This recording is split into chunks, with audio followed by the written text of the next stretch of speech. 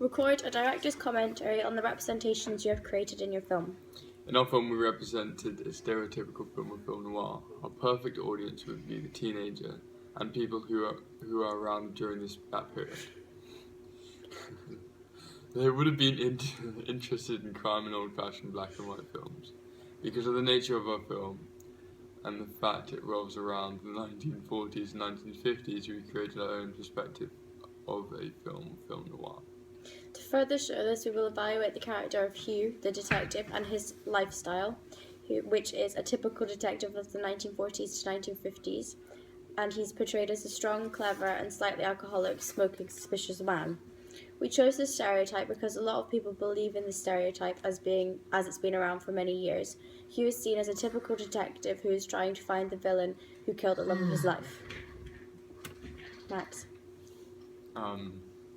Throughout the use of mise-en-scène, the audience can clearly tell the typical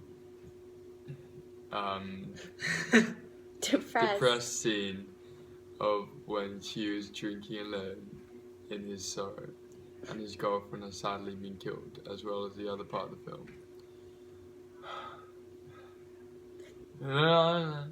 Through the sound in the film, the audience can see that Hugh is on a mission to find a villain Shamil, and that he is going through a difficult time, which we show through the score as well.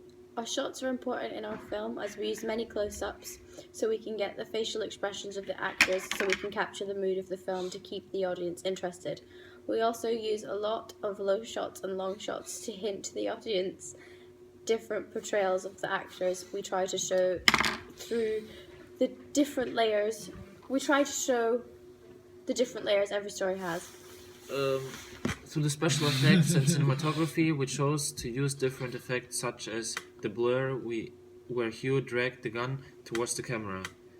We did this because it represents death and to make it more realistic in the audience, whilst adding the suspense which is typical to the whole genre.